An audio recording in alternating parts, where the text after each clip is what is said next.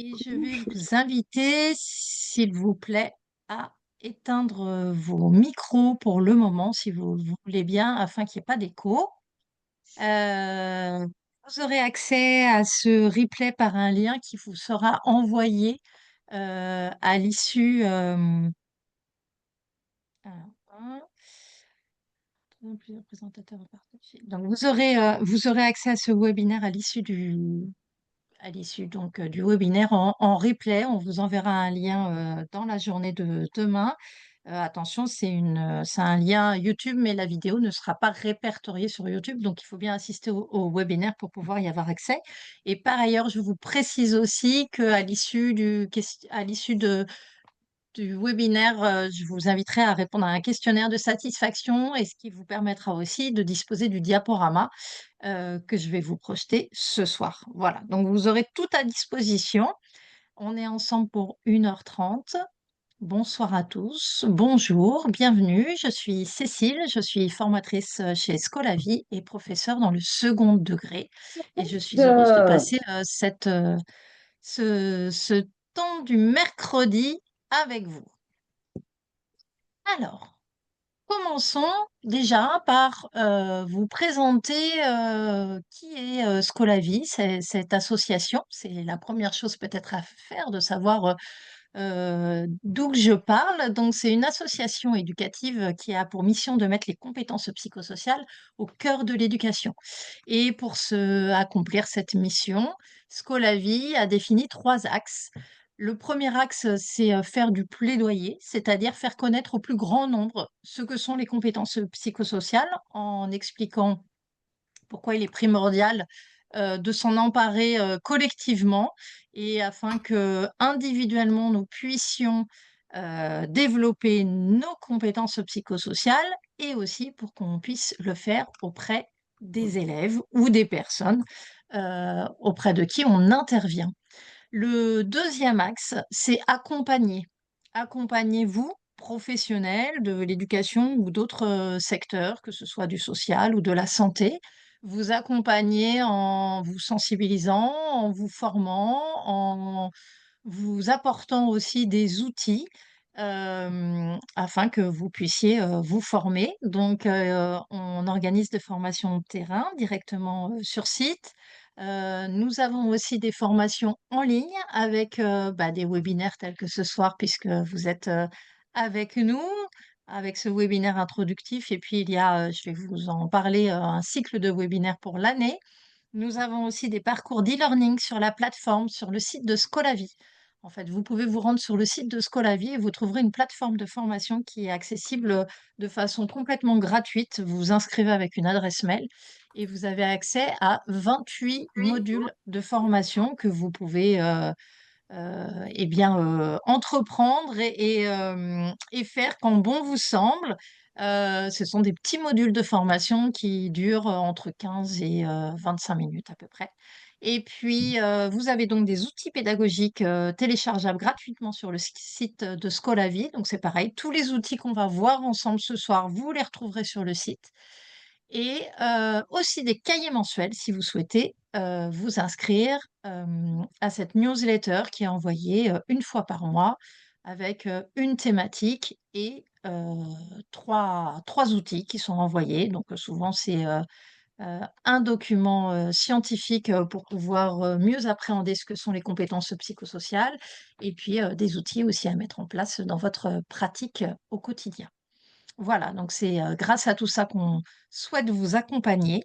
Et puis enfin, notre troisième axe, c'est de suivre l'impact de ce que nous faisons, de nos interventions, afin de contribuer à l'évolution des connaissances sur les compétences psychosociales. Scolavi a à cœur d'être un pont entre la recherche et le terrain. Nous avons un conseil scientifique qui est composé de chercheurs, de pédagogues et d'enseignants aussi. Et donc, nous mettons toujours en lien la recherche et le terrain. C'est extrêmement important pour nous. Voilà pour ce qui est de Scolavi. Alors, je vous précise un petit peu plus. Les webinaires, cette année, nous vous offrons la possibilité d'assister à 2 cycles de 8 webinaires, 2 cycles, parce qu'en fait, on sait que tout le monde n'est pas forcément disponible le mercredi soir, donc on vous propose un cycle aussi le mardi soir, tout simplement. Donc, 8 webinaires, c'est dur à dire, thématiques et qui ont lieu, de 17 h à 18 h 30, donc soit le mardi, soit le mercredi. Vous pouvez vous y inscrire à partir du site de Scolavie. Voilà pour toutes les informations concrètes et pour la présentation de Scolavie. Alors, pour commencer, et avant de vous présenter un peu le programme de ce soir, je vais vous inviter à partager dans le chat votre météo intérieure. Alors, avec l'aide de ce visuel, si ça vous, voilà, si ça vous parle, tout simplement, et de nous partager ben, comment vous vous sentez là, maintenant, dans l'instant présent. Si vous deviez choisir une icône, ce serait laquelle? Soleil, beau fixe, anxieuse, beau fixe, grand soleil. Merci. Le soleil. Oh, on a même l'icône, trop fort. Soleil, soleil et nuages. Le beau fixe, un petit nuage quand même, un soleil brumeux. Sélectionner des actions avec ça. Ah, mais là, je C'est chouette. Merci de votre partage. Du soleil. On a beaucoup de soleil, mais c'est super. Soleil brumeux, oui. Et là, un soleil avec un nuage, soleil et nuage. Du soleil encore pour Audrey et Vanessa. Le vent, c'est bien aussi. Oui, c'est bien aussi le vent. De toute manière, tout est bien, en fait, à partir du moment où on se connecte à son ressenti de l'instant présent. Et apprendre à se connecter à soi, c'est déjà faire développer ses compétences psychosociales ou dans tous les cas, les utiliser. Donc, c'est important de pouvoir savoir comment je me situe là, dans le moment présent, quelle est mon humeur, qu'est-ce que je ressens, tout simplement. Moi aussi, je vous dirais que c'est un grand soleil parce que je suis très heureuse d'être avec vous ce soir. Merci pour votre partage. C'est donc un petit outil que vous trouverez sur le site de Scolavie, tout simplement, et que vous pouvez utiliser à votre convenance avec les personnes que vous encadrez, que ce soit des jeunes ou des adultes, ne serait-ce que déjà pour rentrer en contact et aussi pour mettre en condition pour se dire on est dans l'ici et le maintenant, et donc comment je suis dans l'ici et le maintenant. Et interagir aussi avec les personnes et dire aussi comment nous, on se sent, c'est important parce que ça veut dire qu'on fait groupe tous ensemble et que l'on partage ensemble justement voilà, cet instant présent. Donc un petit outil à utiliser et à déployer bah, avec, je dirais, n'importe quel âge. Voilà. Les enfants très jeunes, si vous êtes au contact d'enfants très jeunes, ils arriveront très très bien à identifier et beaucoup d'enseignants dans le premier degré utilisent la météo des émotions. Mais vous voyez que ça parle même à des adultes. C'est tout simple, mais voilà, on peut donner juste le petit dessin et dire quelle est notre météo du moment, comme on pourrait y rajouter un mot pour pouvoir décrire ou justifier justement pourquoi on a choisi telle ou telle icône. Je vous inviterai à nouveau, à la fin de ce webinaire, à vous questionner sur justement comment vous vous sentez avec ce même visuel. Voilà. Donc, on en reparle aussi à la fin. Oui, il y aura un replay, effectivement. Vous aurez accès à un replay qui sera envoyé par mail à partir de demain. Voilà, pas de souci. Euh, alors, au programme ce soir, nous allons avoir un temps d'introduction et on a déjà fait une première partie de la présentation, puis nous allons développer euh, un cadre et un langage commun autour des compétences psychosociales, ce qui va être le cœur de notre webinaire. On aura ensuite un temps de partage et enfin un moment pour consolider ce que nous aurons vu et vous proposer des pistes pour pouvoir continuer votre chemin sur votre chemin des compétences psychosociales dans la continuité de ce qu'on aura vu.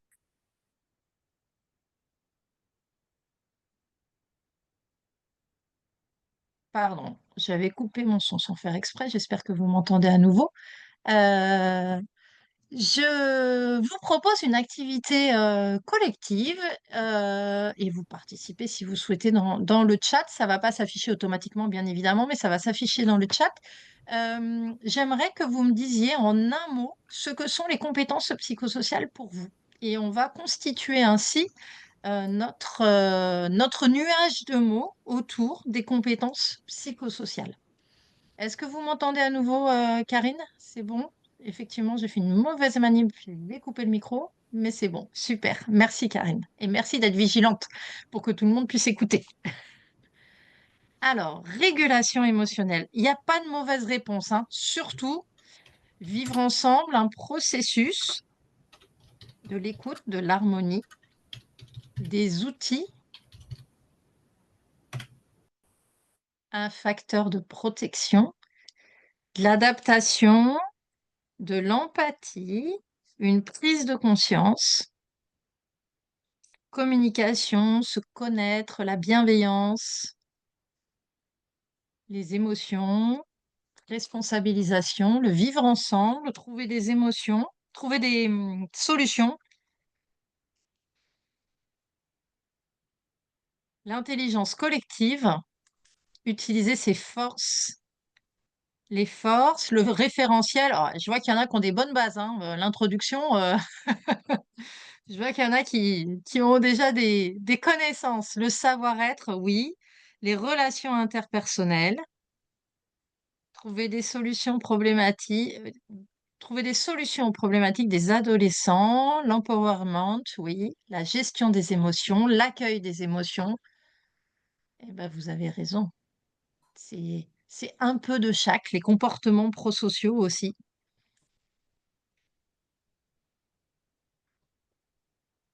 Faire face, gérer, écouter, être en relation, les besoins.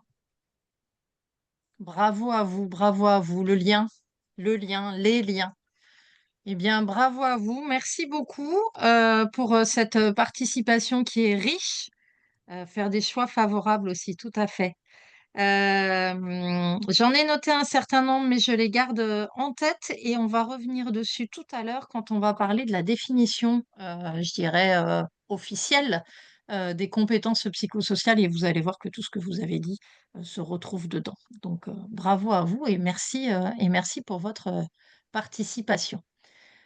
Alors, il est important pour moi de vous préciser un petit peu dans quel état d'esprit je vais mener ce webinaire et ce qui va être le principe tout au long de l'intervention de ce soir, qui va être de prendre soin. Le care, vous connaissez certainement la signification de ce mot en anglais qui veut dire prendre soin. Et mon objectif va être de prendre soin de vous en tant qu'apprenant ce soir. Comme vous prenez soin des jeunes, des ados, des adultes, Big Boss. des Comment tu parles? personnes avec qui vous interagissez au Bien quotidien. sûr, Euh, et prendre soin, ce care, c'est aussi un acronyme que Scolavi a choisi pour mieux euh, retenir, se souvenir des quatre piliers de l'apprentissage, comme les a définis Stanislas Dehaene, neuroscientifique et président du Conseil scientifique de l'éducation nationale. Et en fait, la philosophie de ce webinaire, ça va être aussi de suivre ces quatre piliers d'un apprentissage réussi, puisque l'objectif pour nous aussi, ça va être que toutes les informations que vous allez entendre ce soir, vous puissiez vous les approprier, vous puissiez en retenir un certain nombre pour pouvoir ensuite les diffuser, les partager et les mettre en pratique.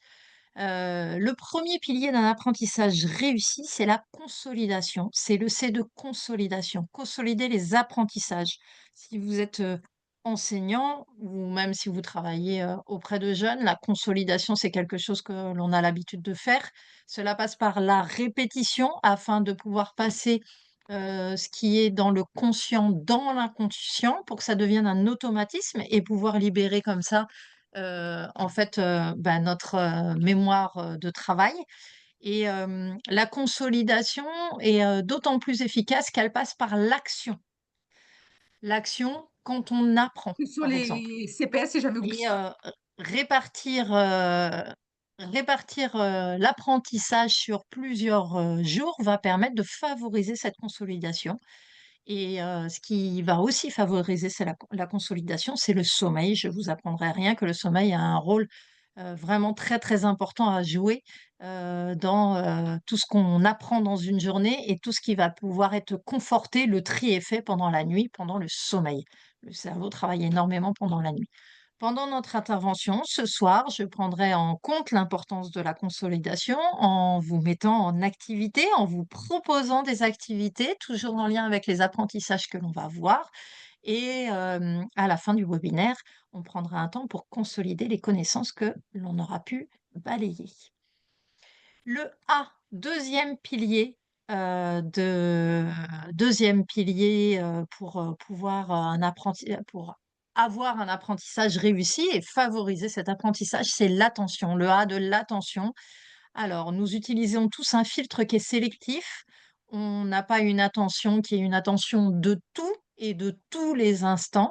Notre attention est choisie et elle détermine en fait ce que nous allons vouloir apprendre, ce que l'on veut percevoir finalement et ce sur quoi nous décidons en fait d'accorder notre attention, puisque on a plein de stimuli extérieurs qui peuvent nous détourner de peut-être notre attention principale.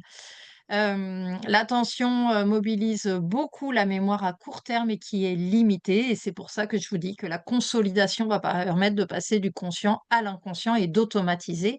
On a une attention qui est très limitée, même en tant qu'adulte, hein, sur une tâche linéaire. John Medina, le neuroscientifique, évalue que sur une tâche linéaire, un adulte a une attention de 10 à 20 minutes maximum. Donc, vous voyez, c'est assez court. Et pour mettre en action ce pilier, je vous proposerai de nombreuses pauses, des pauses attentionnelles. On y revient juste après. Le troisième pilier d'un apprentissage réussi, c'est la rétroaction, le retour réflexif, le retour sur erreur, le feedback, les encouragements. C'est-à-dire que il est important de pouvoir se tromper parce que se tromper, c'est justement pouvoir progresser dans ses apprentissages. Donc, il ne faut pas que l'erreur soit synonyme de punition ou de sanction.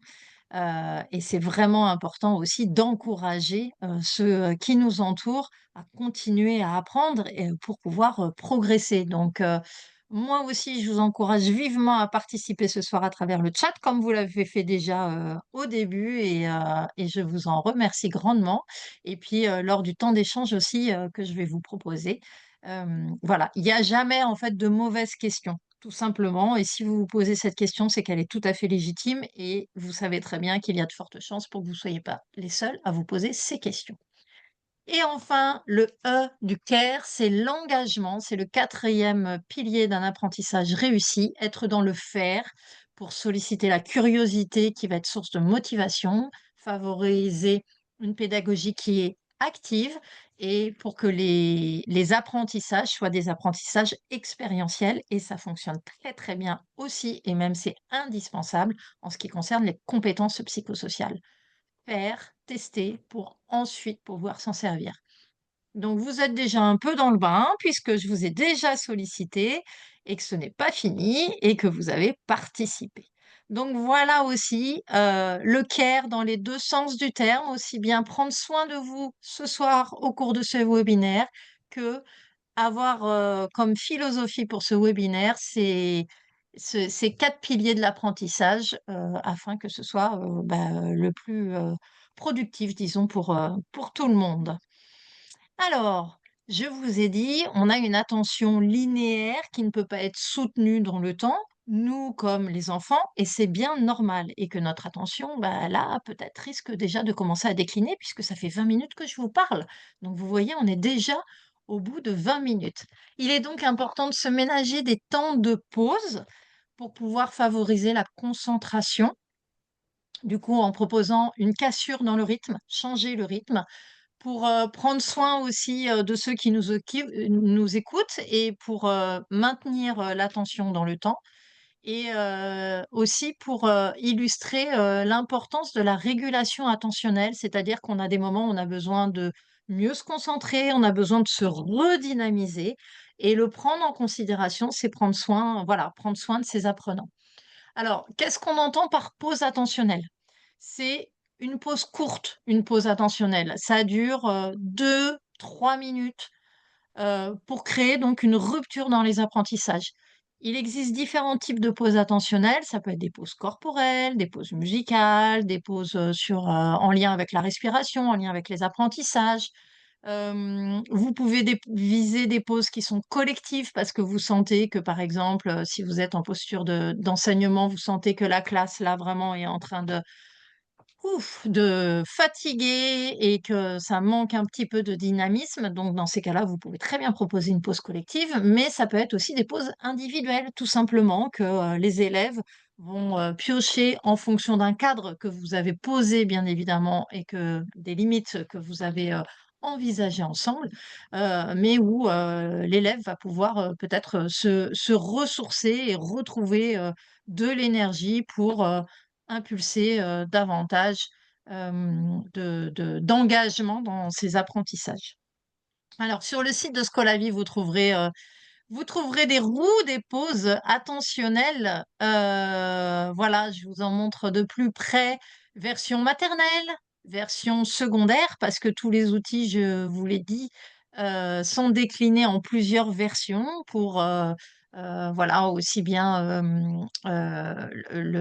en école primaire que en collège, que en lycée, en version adulte, et même avec des versions vierges que vous pouvez compléter, tout simplement, et co-construire avec les élèves. Par exemple, ces roues déposées attentionnelles, si vous les co-construisez avec les personnes que vous encadrez, vous allez voir que leur engagement va être bien meilleur justement dans l'utilisation de ces pauses, et vous en tirerez le plus grand bénéfice, et eux et vous.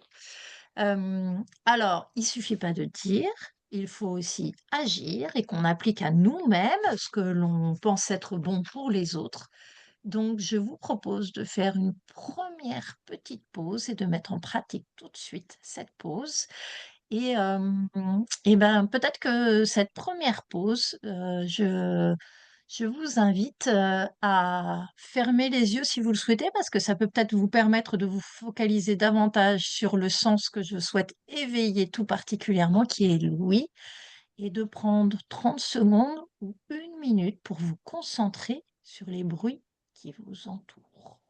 C'est parti.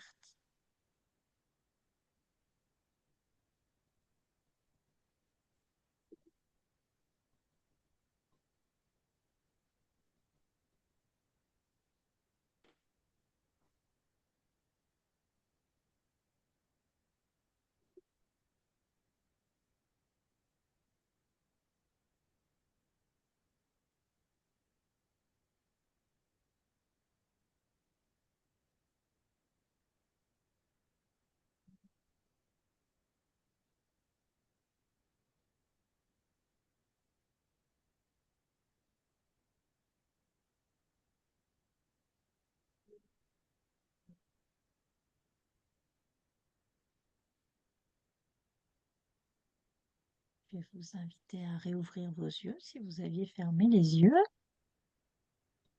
et à partager peut-être dans le chat votre ressenti par rapport à cette petite pause et à cette expérience. Est-ce que ça a été facile ou difficile pour vous?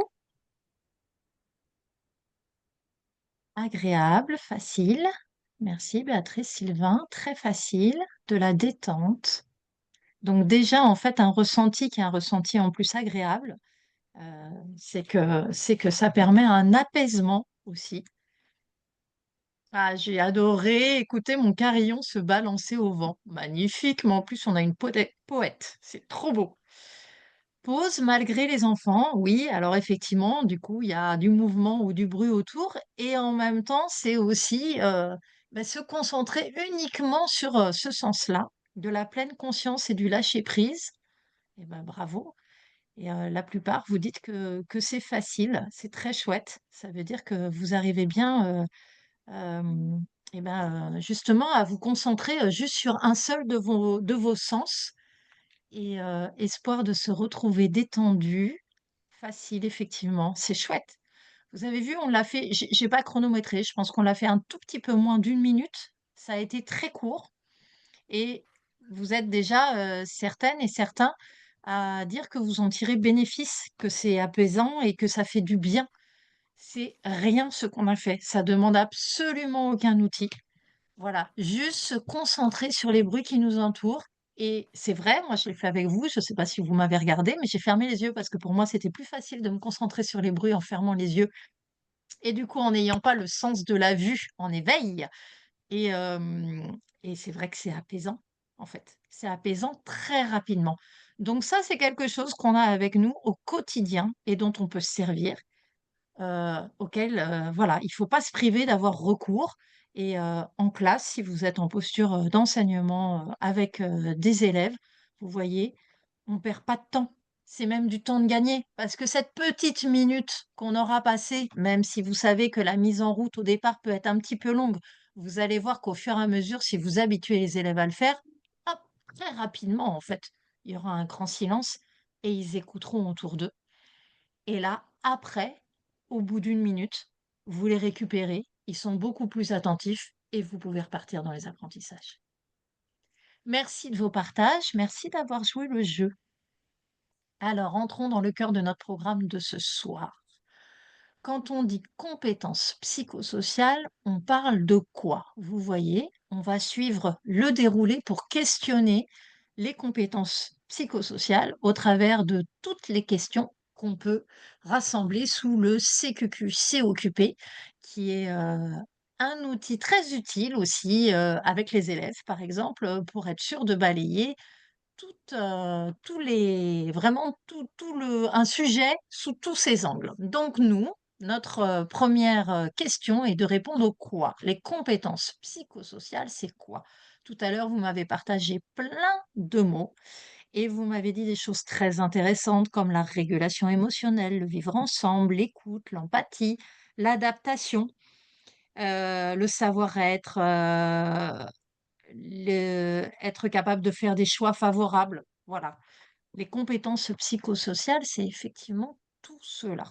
Alors, je vais prendre une image pour l'expliquer et pour que peut-être certains s'y retrouvent davantage derrière cette image en plus des mots, puisqu'on vient de voir que c'est important d'avoir nos sens en éveil et puis que bah, si on sollicite plusieurs sens, on a plus de chances de pouvoir mémoriser et de pouvoir consolider davantage les apprentissages qu'on va faire ce soir. Alors, sur notre dessin du haut, on voit un cycliste qui est prêt à s'engager sur le beau chemin de la vie et peut-être qu'un jour, à un moment dans notre jeunesse, je ne sais pas, peut-être que vous avez imaginé ou qu'on a pensé les uns les autres que la vie était un long fleuve tranquille.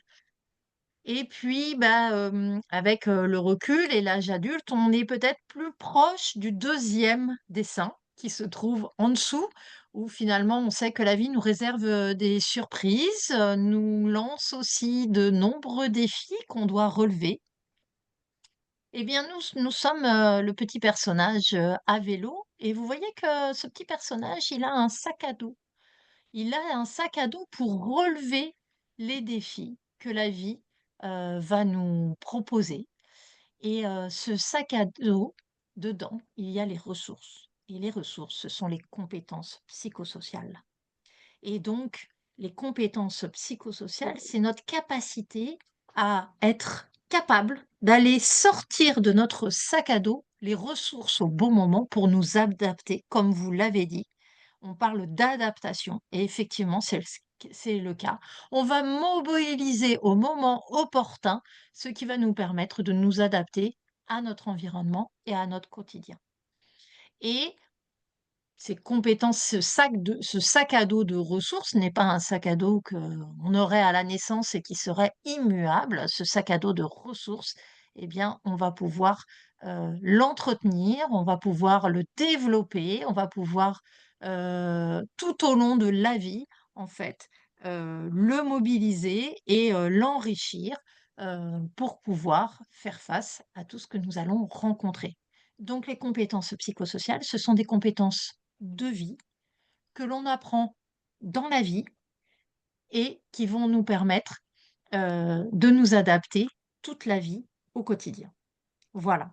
Donc, si ça vous parle, vous avez ce petit schéma. Et si les mots vous parlent davantage, je vous donne la définition historique.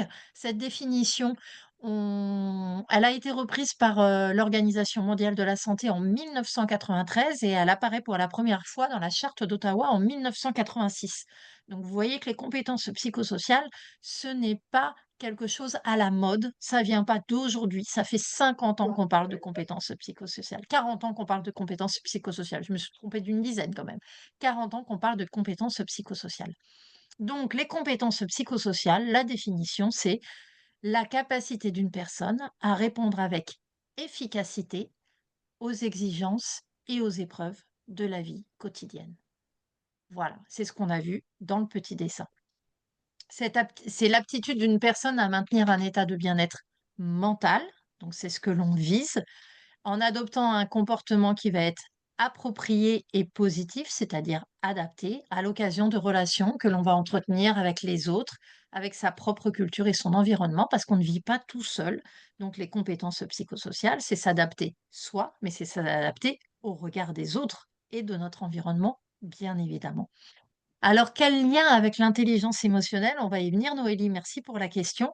Les émotions font partie, alors on parle plus tout à fait d'intelligence émotionnelle parce que dans le terme intelligence, il pourrait y avoir la connotation que on est intelligent ou on ne naît pas intelligent. Donc on parle moins d'intelligence émotionnelle aujourd'hui que de compétences émotionnelles. Et on va y venir tout de suite. Merci pour cette question. Parce que je vais vous demander, à votre avis, combien y a-t-il de compétences psychosociales? Allez, faites vos jeux. Dans le chat, 21, ouais, pas mal. 21, 3, 11, 3. En fait, ça va dépendre du point de vue que l'on a. 8, on est bien aussi.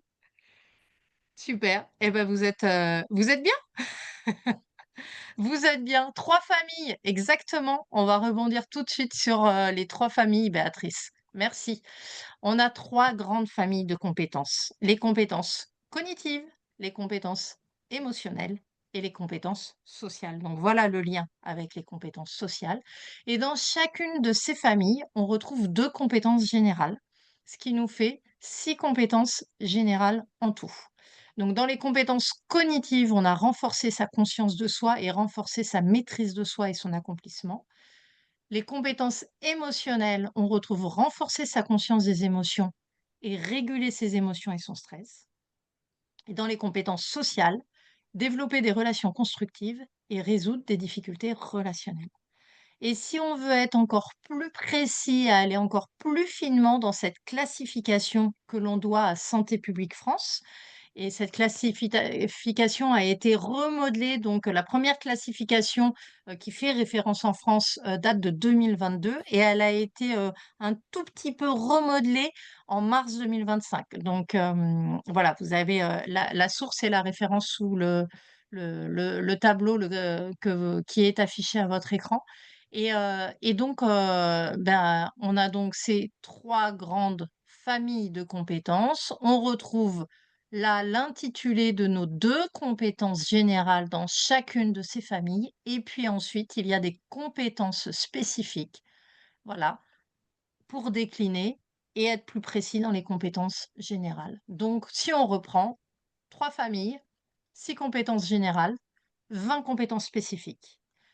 Et je rajouterais un petit chiffre, c'est qu'on a 2 phases de développement. Une première phase qui serait le socle, qu'il serait important de développer en premier, afin d'aller dans une phase d'approfondissement, qui est la deuxième partie de notre tableau pour chacune des grandes familles de compétences. Voilà, c'est ce que recommande Santé publique France. Il faut savoir que là, on est dans une classification. Une classification peut toujours avoir des limites, c'est-à-dire qu'il ne faut pas se borner en se disant que toutes ces catégories sont complètement étanches, loin de là.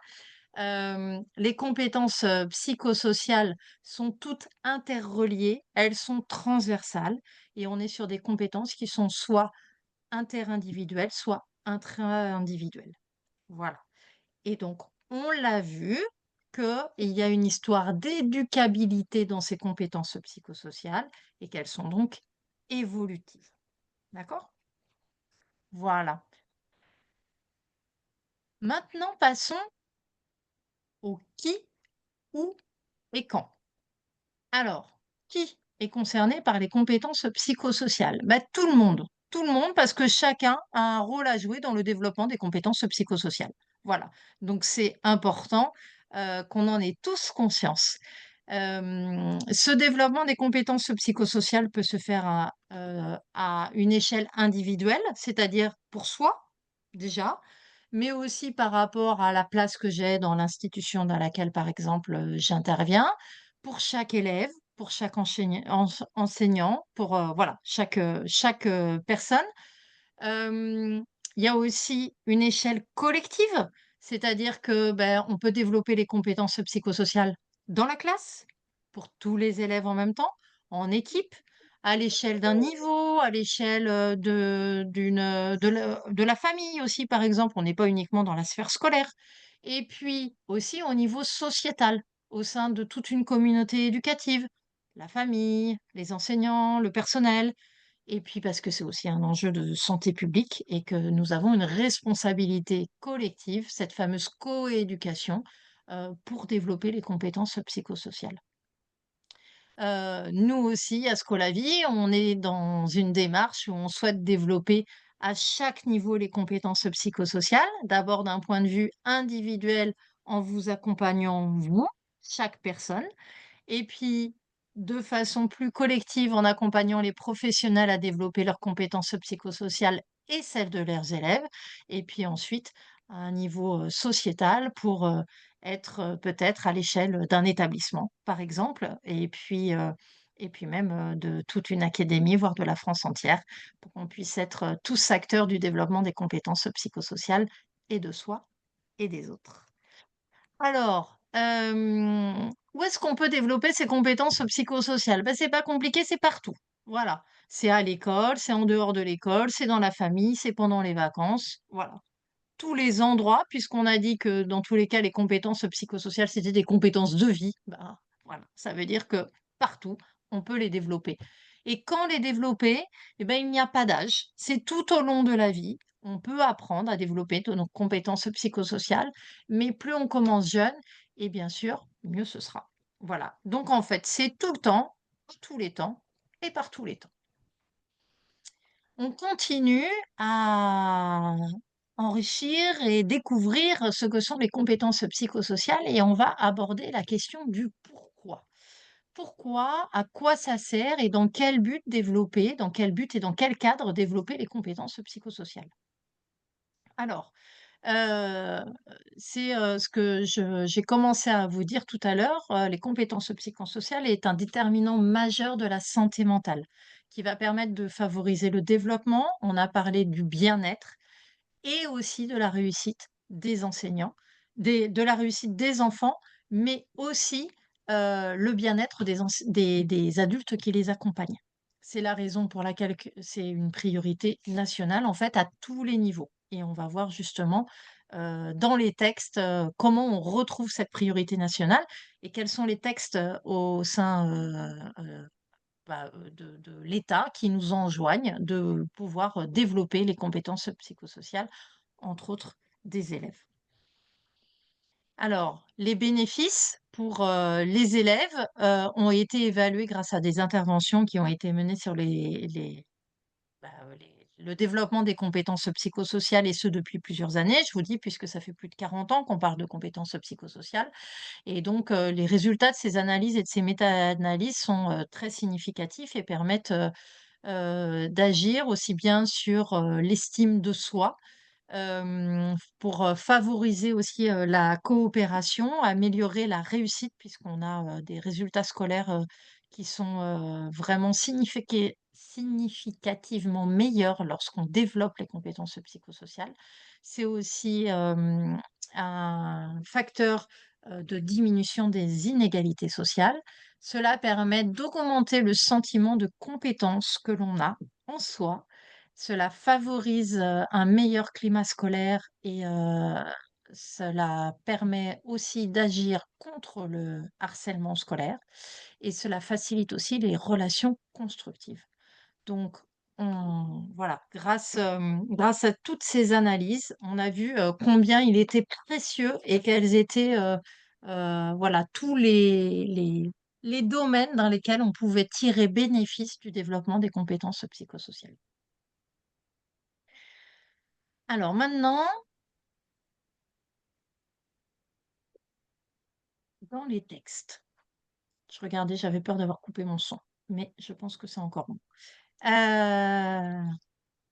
Je vais vous présenter quelques documents de référence qui sont, des documents sur lesquels, entre autres, Scolavi se base. On va pas ici, parler de tous les documents de référence parce qu'il y en a d'autres, mais je vais vous donner, on va dire, voilà, peut-être les plus importants pour que vous ayez des jalons.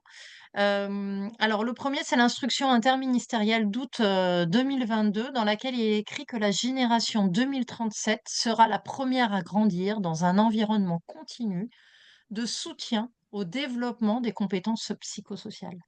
Le but est en fait de mettre l'accent sur le fait que l'apprentissage doit être continu et pour être efficace et que donc on parle en fait, de 15 ans pour que ce changement puisse s'opérer, pour que, les gens qui sont au contact, les professionnels qui sont au contact, des enfants, des adolescents puissent se former aussi pour pouvoir les accompagner au mieux.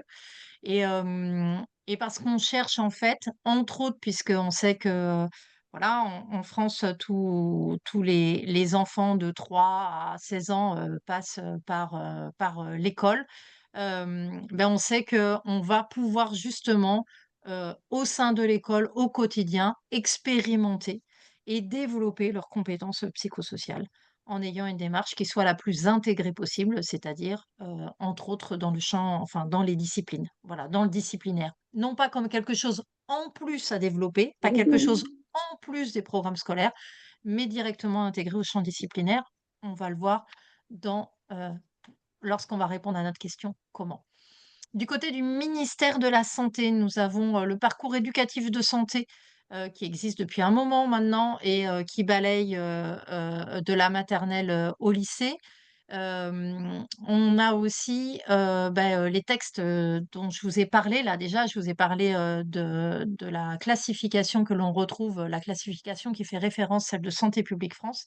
Bien, vous avez ici les 2 référentiels de Santé publique France, celui de 2022 qui est un référentiel plus théorique, c'est celui-ci. Vous le trouverez, en accès libre et en téléchargement gratuit sur internet. Heu, vous avez la version intégrale qui fait environ 250 pages et vous pouvez aussi trouver une synthèse qui fait environ 10 pages. Mais voilà, c'est très, très intéressant et en avril 2025 est sorti ici le référentiel opérationnel et dans le référentiel opérationnel, vous aurez, entre autres, alors, c'est là qu'il a été, précisé, si vous ne savez pas par quoi commencer, par exemple, pour développer les compétences psychosociales des personnes auprès de qui vous intervenez, dans ces cas-là, on vous donne le chemin en vous disant: voilà, il y a une phase socle et puis ensuite il y a une phase d'approfondissement». Hem et donc pour, référentiel opérationnel, en fait, c'est le premier volume et ce premier volume, vise à développer la phase socle. Donc toute la première partie du tableau que je vous ai montré tout à l'heure et donc vous avez un certain nombre d'outils pour chacune des compétences spécifiques pour, pouvoir, faire des photocopies tout simplement et pouvoir, animer, des ateliers, pour développer les compétences, psychosociales. Le volume 2 du référentiel opérationnel devrait sortir, peut-être d'ici la fin de l'année 2025 ou en début d'année 2026 et donc s'attachera à développer, la phase d'approfondissement du développement des compétences psychosociales. Voilà, donc ça, ce sont vraiment, des textes, qui font référence. Alors oui, effectivement, Béatrice, dans le programme, EVARS, le programme, effectivement qui est mis en place, depuis la maternelle jusqu'au lycée, à la rentrée de septembre 2025, on parle aussi de compétences psychosociales et entre autres, et c'est pour ça que je commençais à le dire, de compétences émotionnelles. Pas uniquement, mais en grande partie les compétences émotionnelles, tout à fait. Et ensuite, dans le domaine, de l'éducation nationale, les compétences psychosociales, bien, font partie intégrante, du socle commun. Notre nouveau socle commun qui est, en place, depuis, la rentrée, 2025 et dont nous avions, un petit peu connaissance depuis, le mois d'avril. Donc, ça met à égalité le développement des compétences psychosociales avec les apprentissages en mathématiques et en français, par exemple. Donc, comme quoi, voilà, on est vraiment encouragé à les développer. Vous pouvez aussi vous appuyer sur alors donc comme, Béatrice nous l'a précisé dans le programme, d'éducation à la vie, affective et relationnelle. Hem, Nous l'avons aussi depuis juin 2024 et ça se déploie petit à petit en fonction des niveaux dans les programmes d'éducation morale et civique et pour, vous appuyer, voilà, où vous trouvez encore une fois, en plus du référentiel opérationnel de Santé publique France, vous pouvez aussi vous appuyer sur les kits empathie de la DGESCO, sur lesquels vous trouverez là aussi des outils clés en main pour pouvoir faire des séances directement euh, dans les établissements. Alors, un kit empathie pour le collège, non, les kits empathie, c'est vrai, ça va jusqu'au cycle 3. Donc, oui et non, on va jusqu'au cycle 3. Maintenant, sachez que les propositions qui sont faites dans ces kits empathie sont tout à fait transposables. Euh, voilà, vous pouvez tout à fait adapter. Moi, j'interviens en lycée, je suis professeure en lycée et je peux tout à fait m'inspirer des propositions qui sont faites dans le kit empathie pour pouvoir l'adapter et le mettre en place avec des lycéens. Voilà, donc vraiment, voilà, regardez, vous trouverez plein d'informations dedans. Euh, donc, on a des textes, parce que parfois, voilà, on a des collègues qui nous disent ah bah oui, mais c'est à faire en plus, et puis j'ai pas le temps. Mais voilà, le ministère de l'Éducation nationale nous encourage à le faire. C'est marqué dans les textes, donc ça fait partie aussi de ce qu'on a à faire. Mais ce qu'on va voir juste après une petite pause, parce qu'il va être l'heure de la pause, bah, ça va être comment et que c'est pas forcément en fait une démarche qui est une démarche détachée, ça peut être une démarche intégrée au disciplinaire, donc ça ne prend pas plus de temps. Voilà. Donc ça, c'est pour notre question comment. Mais avant ça, on va se faire une petite pause. Et je vous propose de faire une petite pause respiration cette fois-ci pour pouvoir tester autre chose, tout simplement. Alors, il y a plein de façons de faire des pauses avec la respiration et je suis sûre que vous en connaissez plein. Je vous en propose une ce soir qui est voilà, toute simple parce qu'elle va être guidée avec notre main, la respiration de la main. Je ne doute pas que voilà, vous êtes nombreux ou nombreuses ce soir à connaître cette respiration de la main et à peut-être la pratiquer. Alors, en fait, on va respirer en suivant voilà, les doigts et on va inspirer en montant et expirer en descendant. Donc on inspire et on expire. On inspire et on expire. On inspire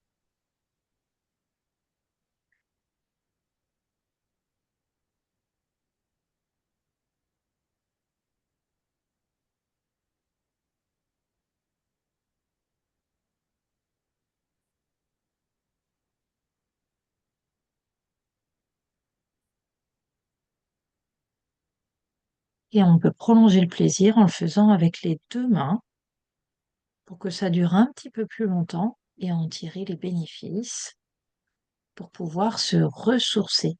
Qui parmi vous connaissait la respiration de la main? Merci Gwen, c'est pas grave si vous partez. Merci de prévenir. Est-ce qu'il y en a parmi vous qui avaient déjà tenté cette respiration de la main? Non? Oui, il y a des oui aussi. Donc, si c'est non, tant mieux, c'est une découverte pour vous. La cohérence cardiaque, oui, tout à fait. C'est très bien aussi la cohérence cardiaque.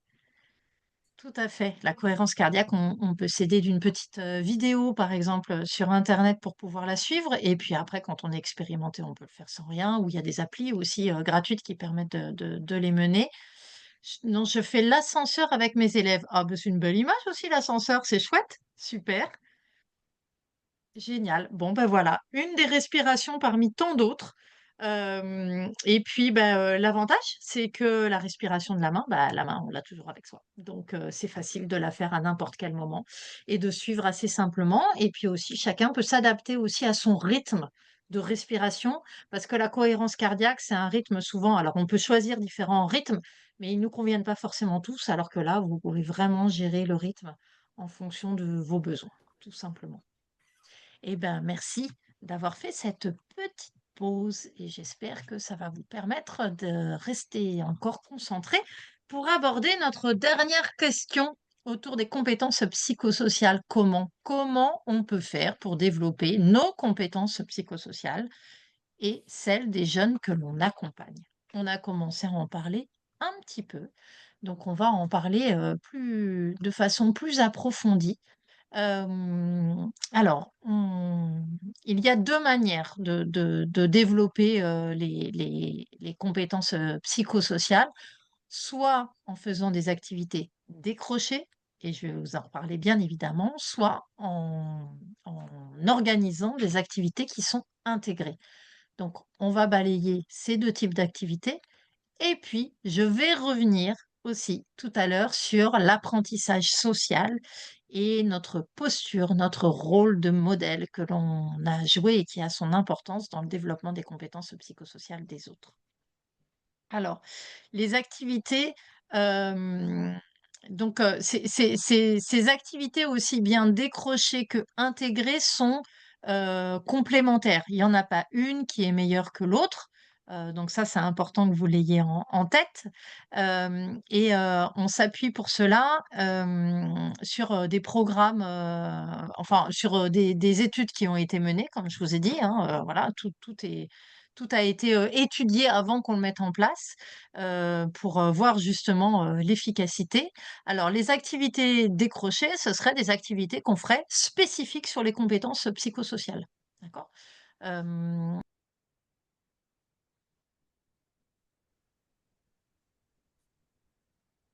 Moi j'avais coupé mon micro. Hem, Ces activités donc, spécifiques, on peut les mener grâce à des programmes qui existent, des programmes probants. Des séquences pédagogiques qu'on va développer, c'est pareil, animer, en spécifiant, en disant de façon explicite, par exemple, aux élèves: «Ben là, on va faire un atelier pour développer vos compétences psychosociales et cet atelier, il va viser, par exemple, à développer vos compétences émotionnelles ou vos compétences d'écoute ou, on va travailler autour des forces, par exemple, pendant si vous travaillez dans le secondaire, l'heure de vie de classe et ben, on va faire 1 heure sur les forces parce qu'en ce début d'année, c'est important de savoir sur quelles forces vous pouvez vous appuyer et qui ne vous demandent, par exemple, hem, aucune, aucune difficulté et qui va vous donner de l'énergie. Et donc, voilà, là, on est sur des pratiques qui sont des pratiques spécifiques et qui sont décrochées. Elles sont spécifiques aux compétences psychosociales. Donc, c'est une façon de faire. Voilà. Ces pratiques sont formelles. Elles suivent donc souvent, je vous dis, un déroulé. Vous pouvez les trouver dans les kits de la DGESCO, vous pouvez les trouver dans le référentiel opérationnel et vous allez viser une compétence, voilà, une compétence spécifique. Et vous allez expliciter exactement ce que vous allez développer avec les élèves et ça va se faire d'un point de vue expérientiel, parce qu'en fait, les compétences psychosociales, ça s'apprend en faisant. On a dit que c'était des compétences de vie. Donc, on n'est pas uniquement dans des apports théoriques. On peut avoir un apport théorique au départ pour savoir de quoi on parle, mais on part toujours de ce que les élèves vont pouvoir nous dire, du terrain, et puis ils vont expérimenter, et après, on va prendre un temps pour expliquer les enjeux de cet apprentissage et pour pouvoir consolider ce qu'on a pu voir afin que les élèves ou les jeunes puissent ensuite le mobiliser dans leur vie quotidienne. Voilà, c'est ça que là, on va viser, que bien évidemment, ça puisse resservir au quotidien, ça va sans dire.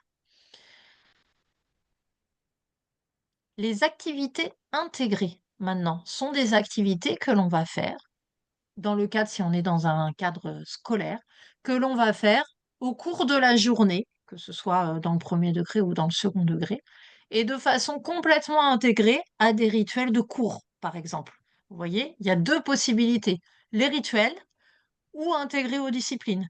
Donc les rituels, alors déjà, développer les compétences psychosociales, c'est déjà ne serait-ce que l'attention à l'autre, et on va reparler tout à l'heure de notre rôle de modèle, bah, ne serait-ce que accueillir les élèves, bah, voilà, ça c'est quelque chose que vous faites, au quotidien, bah, leur dire bonjour, si on les connaît avec leur prénom, leur dire bonjour Parler, avec le bonne soirée. prénom, les accueillir, Oui, leur non, demander, c'est pas comment grave, ils non, se ça m'entend sentent. pas. Merci, Ah, à demain. on a quelqu'un qui a son micro, attention. Ne serait-ce que ça, eh bien, c'est déjà, développer les compétences psychosociales des élèves et nous sommes bien dans une pratique et qui est une pratique intégrée au quotidien, qui va pas nous prendre plus de temps, mais qui est un rituel. Ou peut-être aussi ça peut être vous avez vu, on a fait la météo des émotions, pas des émotions, mais on a fait comment je me sens à partir, justement de la météo, du visuel de la météo tout à l'heure. C'est pareil, ça prend 2 minutes en tout début de cours mais c'est pareil, c'est une façon d'intégrer, les compétences, psychosociales. Une autre façon, c'est de l'intégrer directement au disciplinaire, dans les contenus, en fonction des disciplines que vous, enseignez. Soit dans le premier degré, bah, vous avez, toute la panoplie des disciplines ou bien, dans le second degré, de en fonction de la discipline que vous enseignez, eh bien, c'est pareil, c'est tout à fait possible, de l'intégrer au contenu disciplinaire. Par exemple, en français, on pourrait, très bien aborder, les émotions, en demandant aux élèves, de nous décrire, et à votre avis, qu'est-ce que ce personnage, le personnage principal ressent comme émotion? Et si vous étiez à sa place, qu'est-ce que vous ressentiriez comme émotion? Travailler sur le vocabulaire des émotions, par exemple. Ou ça peut être aussi, alors ça peut être, en histoire de l'art, en art plastique, on peut l'utiliser, dans d'autres disciplines. On pourrait aussi, proposer aux élèves, bah, de nous dire ce qu'ils ressentent à la vue de telle ou telle œuvre ou de tel ou tel tableau. Ah bah voilà, mon fils doit représenter des émotions en peinture abstraite en art plastique. Merci Émilie, magnifique. En EPS, oui, bien sûr, en EPS aussi. On peut travailler les compétences psychosociales, bien évidemment. On travaille la coopération, voilà. Et en maths, et en maths, voilà, un bon exemple. Et en maths, qu'est-ce qu'on peut faire? Ben regardez, par exemple, on peut faire un petit bingo des maths. Et à la fin d'une séquence, rassembler toutes les connaissances que les élèves doivent avoir retenues avant de faire une évaluation, admettons, et se dire, allez, on fait un petit bingo. Le principe du bingo, c'est que je dois chercher quelqu'un qui est capable de répondre à cette première question, à cette deuxième question. Et comme ça, on va travailler la coopération. On est obligé aussi d'aller à l'encontre de l'autre, à la rencontre, pas à l'encontre, à la rencontre de l'autre. Et donc, on travaille les compétences, sociales. Et puis, bah, là, on va aussi se conforter dans ses connaissances. Donc, ça veut dire qu'on travaille la confiance en soi, le sentiment d'efficacité personnelle, parce qu'on a su répondre à telle ou telle, case de notre bingo. Voilà. Donc, en fait, de façon ludique, on va réviser, par exemple, toute une séquence avant une évaluation. Voilà, ça, c'est une façon d'intégrer aussi les compétences, psychosociales au disciplinaire. Que ressentez-vous à l'idée de la possibilité de réaliser une dissection pour mener une enquête? Et pourquoi pas? Pourquoi pas? Pour essayer un petit peu de savoir dans quelles conditions ils sont avant de faire une dissection. Pourquoi pas? Donc, on peut tout à fait, voilà, je sais que vous êtes très créatifs, donc, c'est tout à fait possible de l'intégrer, hem, dans le disciplinaire, pour, pouvoir, justement, activer les compétences psychosociales sans que ça vous prenne du temps en plus. Vous pouvez alors l'exemple que je vous ai donné là avec le bingo des maths par exemple, vous le retrouvez, Vous le retrouverez, sur le site, sur le blog Au fil des maths. C'est, Caroline, Mathias, Guyader qui l'a développé et elle a plein de petits outils sur les mathématiques, mais voilà, vous l'adaptez du coup en SVT, en sciences, vous pouvez faire un bingo, des sciences physiques. Voilà, il y a plein de façons de faire. Plein, plein, plein de façons de faire. Il est 18 heures, on est presque, alors il nous reste encore une demi-heure ensemble, mais justement avant d'aborder, ah merci Élodie, c'est gentil. Avant d'aborder, la dernière demi-heure de notre webinaire, je vous propose de faire à nouveau une petite pause. Ça fait un bon quart d'heure que je parle à nouveau et peut-être que là, on va faire une pause qui va être un peu plus dynamique en vous mettant debout si vous le voulez et en faisant des étirements. Parce que quand même, ça fait 1 heure que nous sommes assis. Alors, je ne sais pas si vous êtes assis derrière votre écran. Peut-être qu'il y en a qui sont en train de courir sur un tapis de course ou de faire des exercices. Mais si vous êtes assis, prenez le temps de faire des étirements, détendre vos muscles, soulager votre corps et prendre conscience aussi du bien que cela fait de pouvoir s'étirer un petit peu en se mettant debout si vous voulez.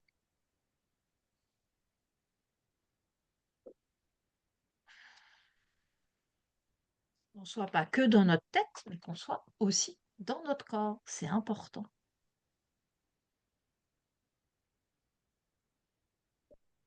Vous avez pu vous étirer. Est-ce que ça vous fait du bien, cette petite pause qui est une pause du coup corporelle? Ouais, bah voilà, ça fait du bien. Pensez aux élèves qui sont assis toute la journée. Vous savez, quand on se retrouve en posture de formation et qu'on se retrouve 3 heures d'affilée assis, ah, ça fait bâiller, génial. Et ben, c'est que c'est bon signe si ça fait bâiller. Super, oui, bâiller, c'est génial si vous bâillez. Effectivement, le bâillement, c'est le signe que vos muscles se détendent. Donc ça veut dire que vous avez complètement réussi l'exercice. Vous êtes trop fort. Bravo. Et voilà, donc je vous disais, quand on se retrouve assis sur une chaise derrière une table pendant 3 heures, soit parce qu'on a une formation en distanciel, soit même en présentiel, et puis qu'on bouge pas, eh ben on se dit, oh, mon Dieu, ce que c'est difficile, j'ai envie de me lever, j'ai envie de bouger. Donc, bah oui, c'est hyper simple à mettre en place effectivement et leur proposer aux élèves, par exemple, bah, c'est en fait prendre soin d'eux et se dire que oui, eux aussi, à un moment, ils ont besoin de se mettre en mouvement. Alors, c'est vrai que, bah, par exemple, dans le secondaire, aux intercours, ils vont sortir, peut-être changer de classe, mais peut-être pas toujours. Donc, voilà, penser à ça et se dire que, bah, c'est pas long, c'est 1 minute. Ça nécessite en plus, ça va pas forcément générer du bruit parce qu'on peut le faire dans le calme. Mais voilà, s'étirer, bah, ça fait drôlement du bien et ça permet d'être un peu plus dans son corps et entre autres à l'adolescence et ben, je peux vous dire que les jeunes, ils sont pas beaucoup dans leur corps, donc c'est pas mal de les faire revenir dans leur corps. Ah génial, super de reproposer ça Caroline. Top, merci à vous. Allez, on reprend. Je vous ai dit donc on a parlé, de la démarche intégrée pour pouvoir développer les compétences psychosociales ou d'une démarche qui serait décrochée. Et je vous ai dit qu'il y a un troisième élément, qu'il y a un élément que l'on porte sur nous, c'est nous en fait. Les compétences psychosociales, ça s'apprend par mimétisme. Et en fait, on a un rôle de modèle à jouer qu'on le veuille ou non, en fait, hein. On ne se dit pas le matin en se levant quand on va intervenir auprès de jeunes ou auprès, d'adultes, on ne se dit pas: «Bah, dis donc, je vais être leur modèle». Bah, non. Mais de fait, c'est quand même la réalité. C'est, Albert Bandura, qui est un psychologue canadien qui a énormément travaillé là-dessus. C'est ce que vous retrouvez sous le terme d'apprentissage social et en fait, nous sommes les meilleurs outils pour aider les jeunes à développer leurs compétences psychosociales.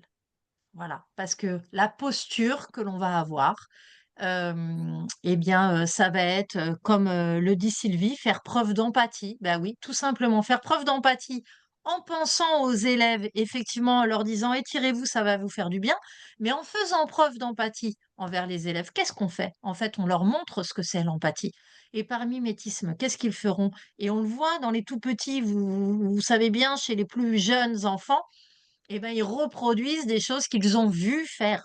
Et donc, si on leur montre ce que c'est que l'empathie, les plus jeunes auront aussi une aptitude empathique à l'égard des autres. Voilà. Donc, le mimétisme est vraiment, vraiment important, quel que soit l'âge. Donc, on a un rôle à jouer. Et donc, il est important, du coup, de se questionner sur notre posture. C'est cette fameuse posture réflexive en se disant, bah, finalement, qu'est-ce que je fais? Qu'est-ce que je montre? Qu'est-ce que j'ai envie de développer comme compétences psychosociales, par exemple, des jeunes?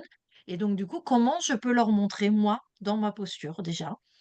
Et rien que le fait, d'être soutenant, auprès des jeunes et ben, c'est, voilà, c'est développer les compétences psychosociales et c'est avoir une posture qui va permettre de les développer auprès des jeunes.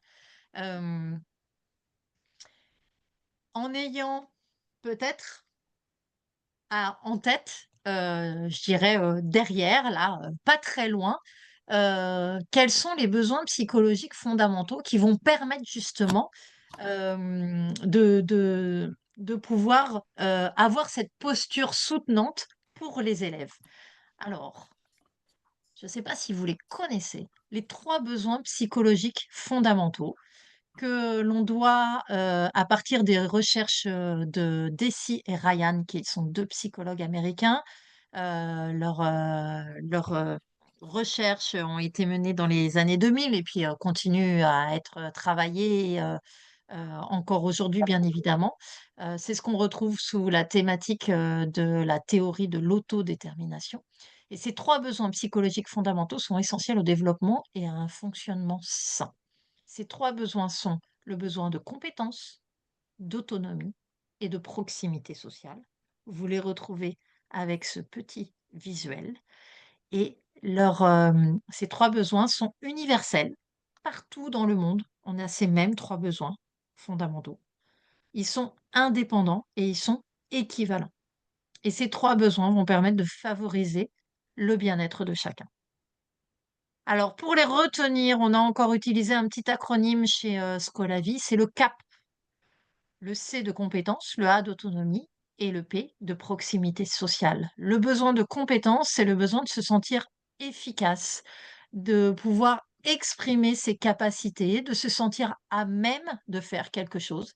Et c'est ce qui va permettre justement à la personne de montrer de l'intérêt dans la tâche qu'il est en train de remplir et c'est ce qui va le pousser à l'action. Voilà ce que c'est que le besoin de compétence. Le besoin d'autonomie, c'est, se sentir à l'origine de ce que l'on fait, pouvoir faire ses propres choix, être, capable aussi, de s'auto-évaluer et de sentir que l'on peut faire, les par exemple, les actions, les activités que l'on nous a, demandées. Voilà et par exemple, de pouvoir choisir dans un panel d'activités qu'on nous demande et ben, qu'on l'on puisse choisir, par exemple, l'ordre de réalisation de ces activités. Ça pourrait être ça, par exemple. Et enfin, le besoin de proximité sociale, c'est qu'on a besoin de se sentir connecté aux autres. On a un sentiment d'appartenance qui est un sentiment fort. On ne vit pas tout seul, on ne peut pas être tout seul, on est malheureux si on est tout seul. Donc on a besoin de se sentir appartenir à un groupe, quel qu'il soit. Ça peut être, un groupe classe, ça peut être, à un établissement scolaire, ça peut être au groupe, d'une activité sportive. Ça peut être aussi parce que je suis de la même classe d'âge, je suis de la même année, par exemple. Voilà, ou par affinité, parce qu'on se retrouve, parce qu'on a, le même, la même passion, voilà. Mais on a besoin de se sentir appartenir à des groupes. Voilà, c'est vraiment, vraiment, vraiment important et en ayant en tête, en fait, ces 3 besoins psychologiques fondamentaux qui sont donc tous interreliés, et bien, on va, pouvoir, avoir une posture soutenante et développer, de façon, beaucoup plus, je dirais facilitée, les compétences psychosociales des jeunes qui nous entourent. Alors quels apports pour satisfaire ces besoins? C'est-à-dire qu'est-ce qu'on peut faire? Est-ce que c'est ça? Qu'est-ce qu'on peut faire pour faciliter, ces besoins? Alors notamment la proximité sociale, bah, par exemple, la proximité sociale, si on est dans le cadre, d'un enseignement, par exemple, si on est, professionnel de l'éducation, et ben, ce serait par exemple, de permettre aux élèves de travailler en groupe.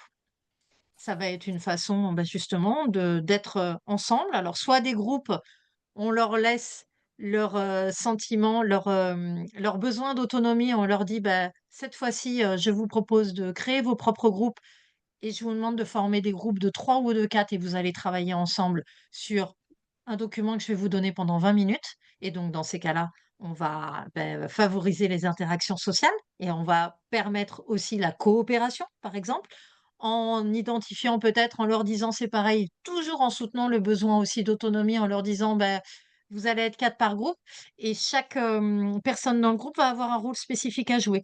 Donc je vais avoir le rapporteur, je vais avoir le maître du temps, je vais avoir, le scripteur et puis, je vais en avoir, un troisième qui sera là pour, s'assurer que tout, fonctionne bien pour tout le monde, par exemple.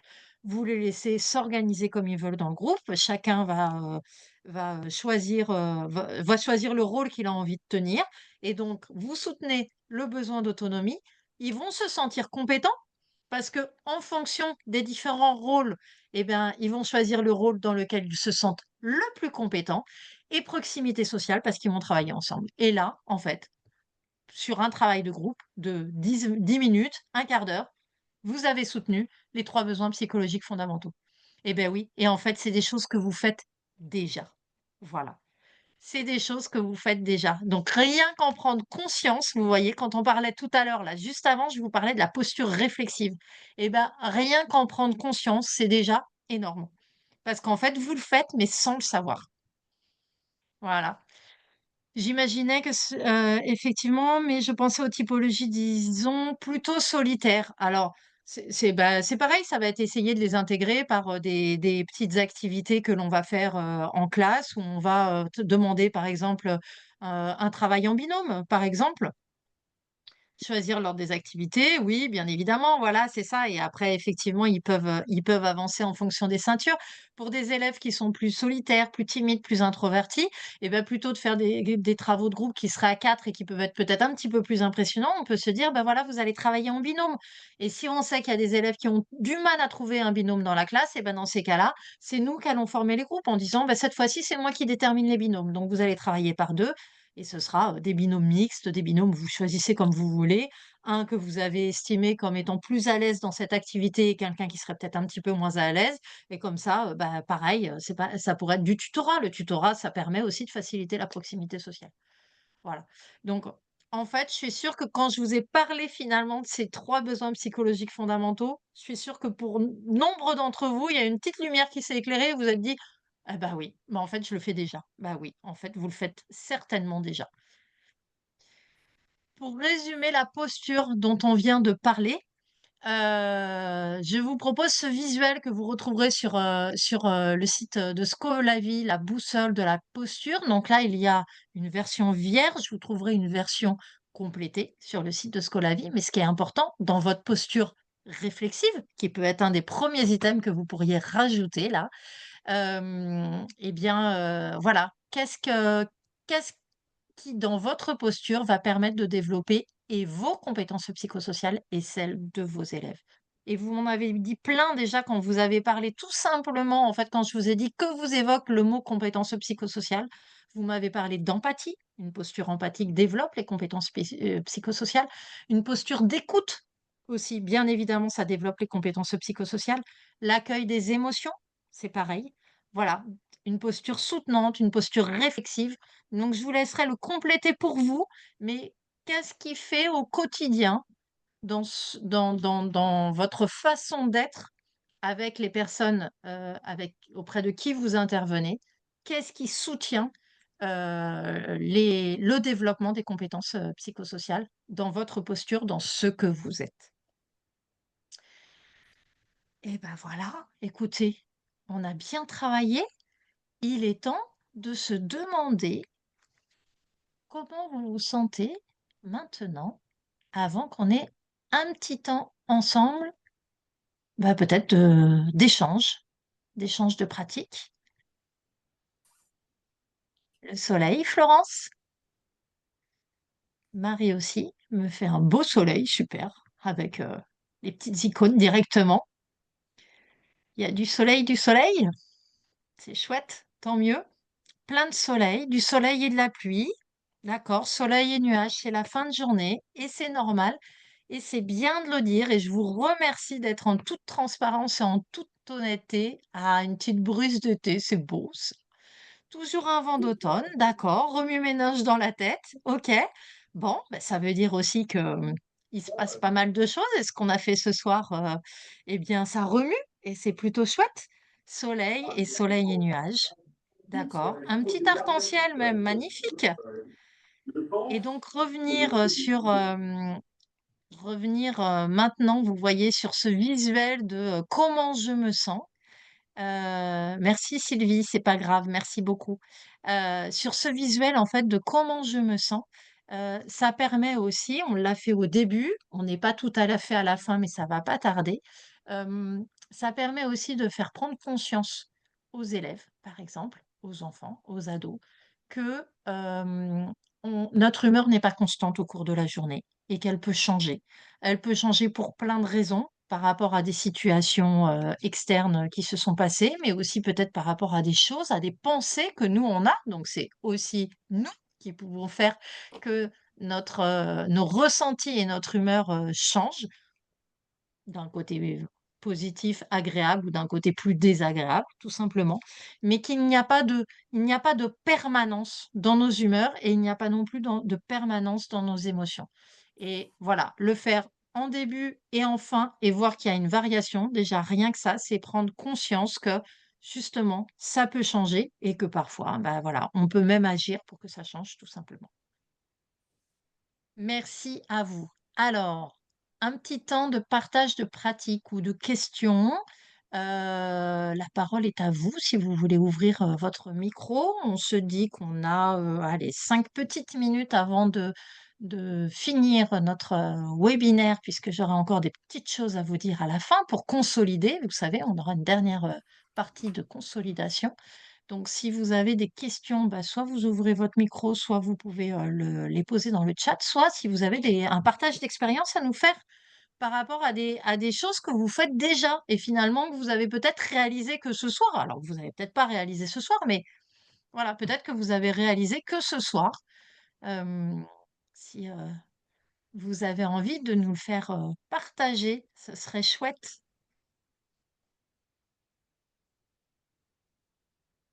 Oui, ben si vous m'entendez? Oui, très bien, merci beaucoup. Oui, Allô, allô. oui. C'est Karine? Oui, oui, oui, on vous entend.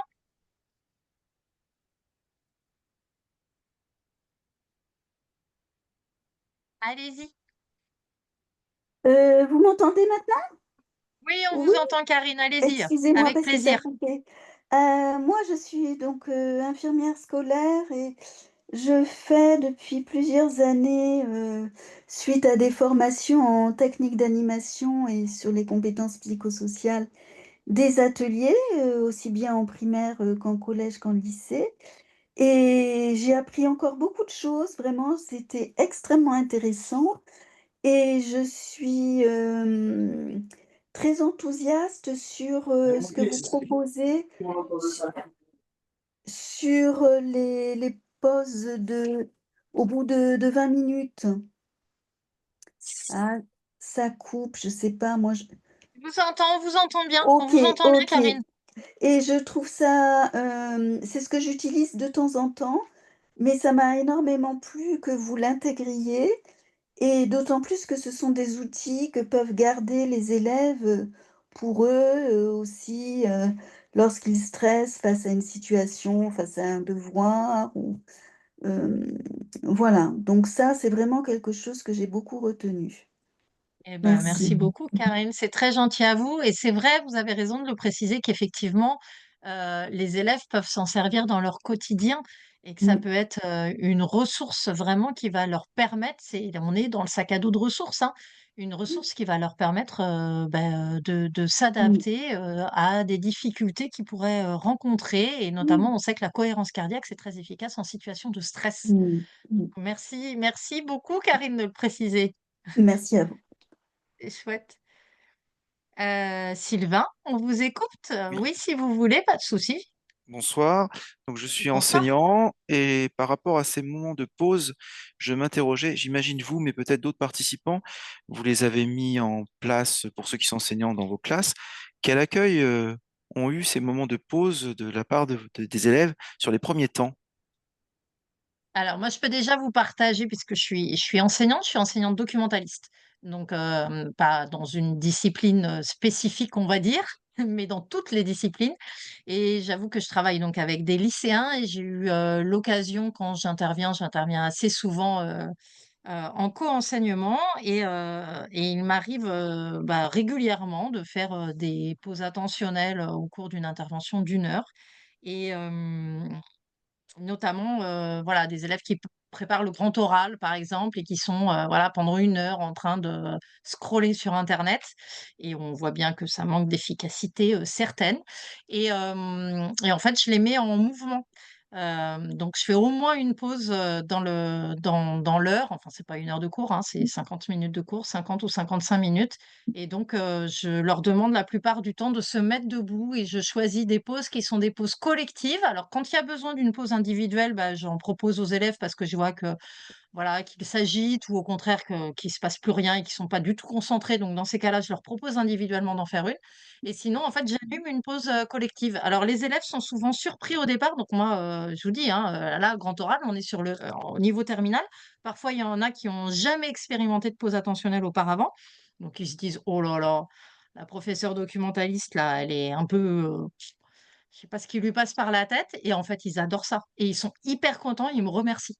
Donc, souvent, c'est quelque chose à mettre en place. Ça peut surprendre au départ. Faut, toujours, poser un cadre et dans ce cadre, il ne faut pas hésiter à dire de façon explicite aux élèves que ceux qui ne veulent pas y participer, ils n'y participent pas, ils peuvent être observateurs. La seule chose, c'est qu'ils ne dérangent pas le déroulement de cette pause. C'est une pause. Donc voilà, ils ne font pas s'ils n'ont pas envie de le faire, et ils peuvent uniquement regarder, voilà et petit à petit, en fait, quand on le met en place et quand on le fait régulièrement, en fait, ils sont demandeurs de ces pauses et les élèves ont tendance à lever la main en disant: «Madame, on peut pas faire une petite pause là?» Voilà. Je sais pas s'il y en a d'autres qui veulent partager. D'accord, merci. Parfois, la remise au travail, Aurélie dit que parfois la remise au travail est assez difficile. Ça dépend du type de pause qu'on fait. Et c'est vrai que parfois, on peut se dire qu'on a 1 ou 2 minutes derrière où il va falloir arriver à recapter l'attention. C'est aussi un contrat qu'on passe avec eux en disant, bah, écoutez, vous avez besoin d'une pause, je fais attention à vous. Donc, on va en faire une, mais ça veut dire aussi que quand on dit qu'on se remet au travail, on se remet au travail rapidement. Donc, voilà, je pense que le tout, c'est de le dire ne jamais dépasser 5 minutes et plutôt 3 minutes, oui, il faut que la pause soit courte, hein. On a dit une pause attentionnelle, c'est 2 3 minutes, pas plus, effectivement, tout à fait. Mais, voilà pour, les quelques retours là aussi, des autres et j'espère que ça va vous aider Sylvain à peut-être essayer d'en mettre en place et le co-construire avec les élèves. Ça permet d'avoir un meilleur engagement des élèves donc du coup, ça peut être, prendre un temps sur un cours en se disant: «Bah, voilà, moi, ce que je souhaite mettre en place, c'est que on puisse se faire, des pauses attentionnelles collectives, par exemple, de temps en temps et puis, qu'est-ce que vous pourriez imaginer? Qu'est-ce qu'on pourrait faire dans le cadre d'un collège, d'un lycée, d'une école élémentaire sans que ça dérange, les cours à côté, par exemple, bah, voilà et donc vous le co-construisez, vous voyez dans quel cadre ça peut être fait et dès qu'il y a besoin d'une pause, hop, on regarde, dans notre roue ou un autre visuel, ce qu'on pourrait, mettre en place. Cette année, ce sont déjà mes élèves qui proposent ce que l'on fait comme pause. Génial. Super, merci Florence. Merci, merci. Alors je regarderai les autres questions à la fin. Je veux qu'on arrive à clore ce webinaire avant que tout le monde ne s'échappe et ce que je comprends bien et c'est bien normal. Donc, on va passer à notre dernière partie pour consolider les découvertes que l'on a faites, si vous voulez bien. Et je vous propose de partager dans le chat la réponse à l'un de ces items. Avec quoi repartez-vous de ce webinaire? Si c'est un mot pour résumer l'intervention, si c'était un message clé, si c'était un document de référence, un concept, une théorie, un outil, une question, ce serait quoi? Avec quoi repartez-vous là? Sans même consulter vos notes si vous avez pris des notes, mais qu'est-ce qui vous reste et qu'est-ce qui vous vient à l'esprit là, de façon spontanée? Je vais une roue des pauses avec les enfants. Le mot clarification, clarté, le bingo, chouette, super. La posture, une introduction simple et agréable, merci. Conforter, c'est très bien. Les pauses, la posture, la météo en réunion, c'est très bien aussi. Développer des activités intégrées dans l'enseignement, être un exemple, génial. Comment accompagner les élèves à rendre compte du développement de leur CPS? Alors, je reprends la question juste après Sylvain, vous me la rappelez après si je l'ai oublié. Euh, la posture, le kit pédagogique, super. La co-construction, les relations sociales et l'autonomie. Les élèves ont des émotions, ne l'oublions pas. Et oui, ne l'oublions pas. La posture soutenante, fabuleux, super. Le soleil, être un exemple, c'est chouette.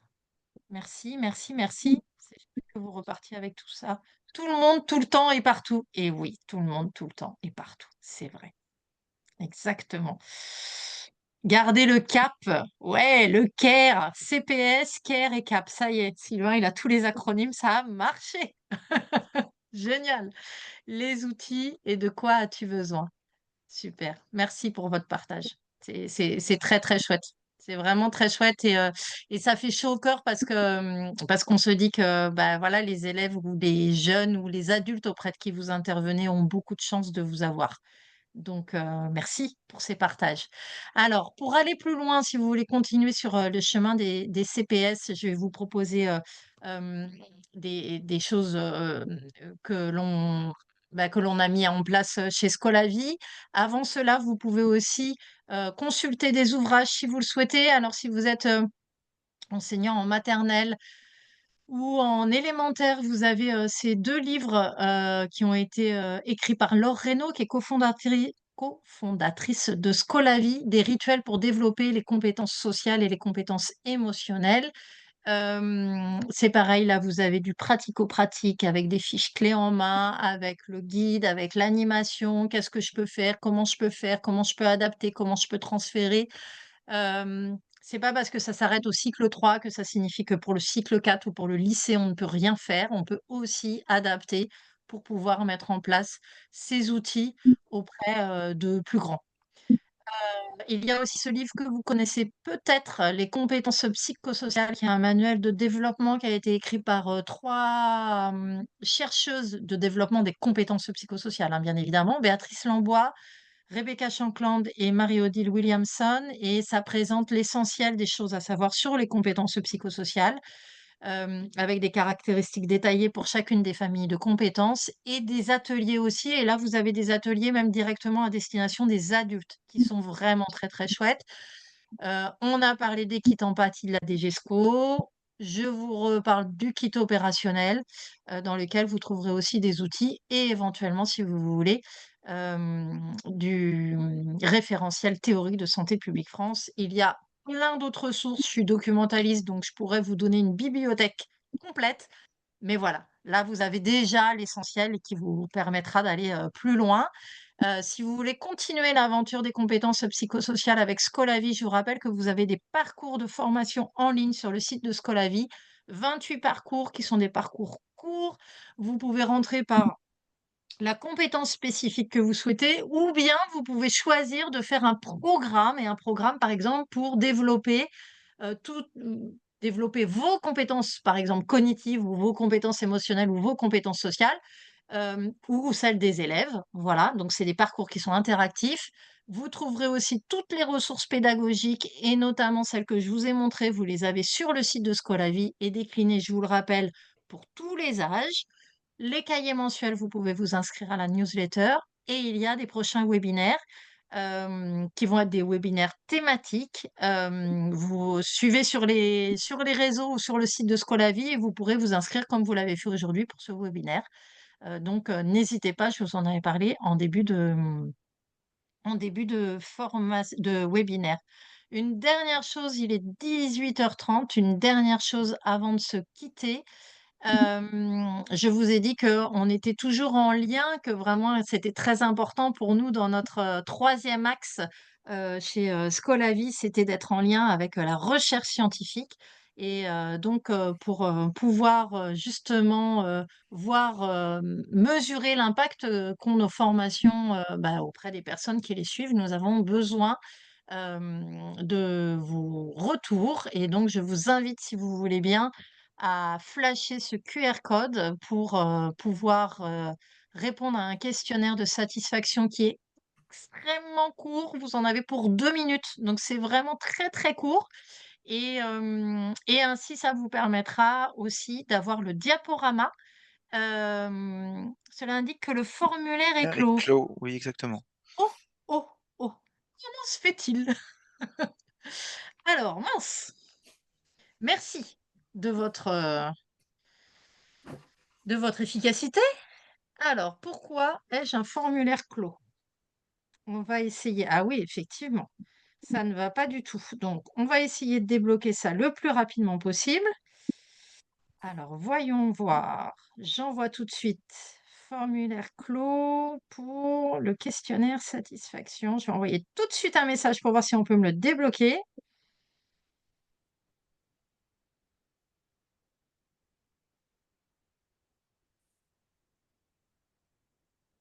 Et si éventuellement ça prend trop de temps, si éventuellement ça prend trop de temps, ce que je vous proposerais, c'est que comme vous allez avoir un mail avec le diaporama et le lien pour le replay, dans ces cas-là, on vous enverra le QR code pour que vous puissiez répondre à ce questionnaire de satisfaction qui est quand même très très important pour nous et qui n'est vraiment pas loin, pas long à compléter. Voilà, je ne sais pas si ça va être réactif là tout de suite. Euh, mais dès que j'ai des infos, je vous les transmets. Ceux qui doivent y aller, n'hésitez pas, partez. Je comprends, c'est tout à fait normal puisqu'il est 18h32. On va voir ce qu'on peut faire. En, Euh, en et attendant, je reste. je me Oui, permets, bien sûr, Sylvain. Et puis, euh, oui, oui, je votre reviens question. sur ma question, mais j'attendais pas une réponse ce soir. L'objet de ma question, c'est est-ce que il y a un webinaire ou une sorte de micro-formation là, de 15-20 minutes qui peut apporter des éléments de réponse sur comment on peut embarquer les élèves dans le processus de témoigner du développement de certaines de leurs CPS. C'est-à-dire faire conscientiser les élèves que bah tiens, là, quand j'ai mis ça en œuvre ou quand j'ai fait ça, j'ai développé ça. Voilà. Alors, ça va être l'accompagnement que vous allez avoir, entre autres. Alors, dire on n'a pas un module spécifique là-dessus et il n'y aura pas un webinaire qui portera spécifiquement là-dessus pour répondre exactement à votre question. Maintenant, dans tous les modules ou dans tous les webinaires qu'on fait, on prend plus de temps. Là, on était sur une introduction, donc je vous ai donné quand même Mhm, voilà, des informations qui sont des informations plutôt théoriques et scientifiques, et j'en ai bien mhm, conscience. Dans les autres webinaires, vous allez voir qu'on est sur à chaque fois une thématique et qu'on est encore plus dans le côté pratique. Et en d'accord. fait, on va beaucoup insister sur le retour réflexif. Et le retour réflexif, c'est tout ce qui fait la différence quand on anime, par exemple, un atelier sur les compétences psychosociales ou lorsqu'on met en place une pratique qui est intégrée au disciplinaire et qui va permettre justement à l'élève de se rendre compte que et ben là, il y a eu changement. Et donc, du coup, là, il y a eu progression et que sa ressource, il est en train justement de l'améliorer petit à petit. Voilà, spécifiquement celle qu'on a mis en place ou celle qu'on a intégrée dans notre cours. Et donc, c'est les questions qu'on va pouvoir poser à l'issue de l'utilisation de l'outil peut-être sur une période ou même à un moment donné, tout simplement, qui vont lui permettre de conscientiser que oui, effectivement, il est en train de passer le pas ou il est en train d'acquérir cette compétence. D'accord. Voilà. Ça vous, ça répond à Oui, votre question? oui, oui, Oui, oui, c'est bon. c'est bon, Bon, bon, merci. super. Alors, je regarde. Bon, il l'envoie avec le replay. Alors, désolé, c'était pas le bon QR code voilà, qu'on nous avait fourni pour ce webinaire. Donc, je vous donne tout de suite la réponse et je vous laisse, voilà, pour votre soirée, disposer de votre soirée avec le mail qu'on va vous envoyer. On va vous envoyer ou avec, on va vous envoyer le bon QR code pour que vous puissiez y répondre. Voilà.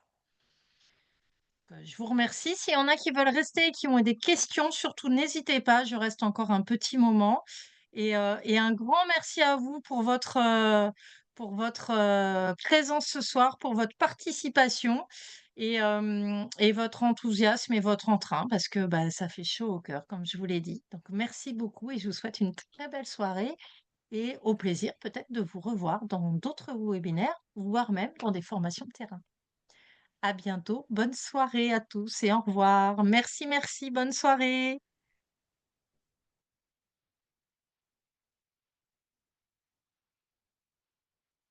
Oui, je ne sais pas si Sandrine est encore là, mais oui, bien sûr, on peut développer les compétences psychosociales dans la classe dehors. Tout est possible, partout, partout, partout. Tout à fait.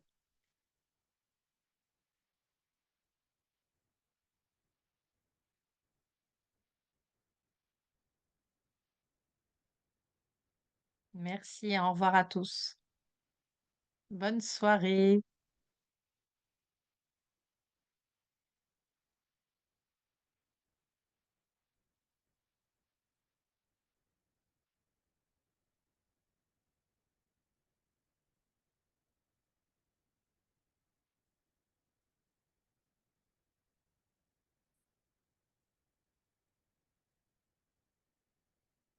Bonsoir tout le monde.